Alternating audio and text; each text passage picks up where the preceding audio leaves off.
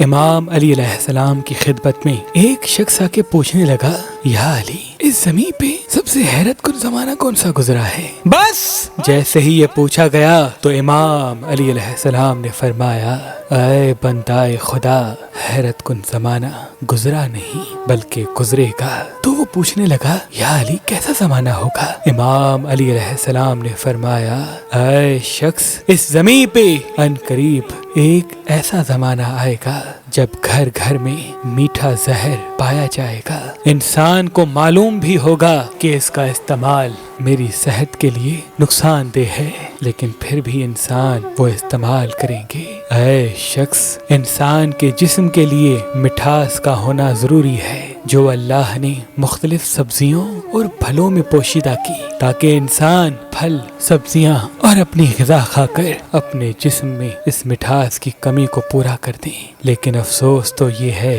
اس دور کے لوگ مصنوعی مٹھاس بنانا شروع کر دیں گے اور ہر دوسری چیز میں اس مٹھاس کو ملا کے کھانا اور پینا شروع کریں گے، اور یہی چیز ان کے جسم کو بیمار اور وقت سے پہلے بوڑھا کر دے گی۔ تو وہ پوچھنے لگا، یا علی، اس دور کے لوگوں کو ایسا کیا کرنا چاہیے کہ ان کی صحت صحیح رہے؟ امام علی علیہ السلام نے فرمایا، ان لوگوں میں سے وہ لوگ سب سے زیادہ صحت مند ہوں گے جو اس میٹھے زہر کو کم استعمال کریں گے اور جسم کی مٹھاس کو پھلوں اور سبزیوں سے حاصل کریں گے، اور وہ لوگ اکثر بیمار ہوتے رہیں گے، اپنی عمر کو کم کرتے رہیں گے، جو ہاتھوں سے بنی ہوئی مٹھاس کو چیزوں میں ملا کے زیادہ کھائیں گے، چیزوں میں ملا کے زیادہ کھائیں گے، چیزوں میں ملا کے زیادہ کھائیں گے۔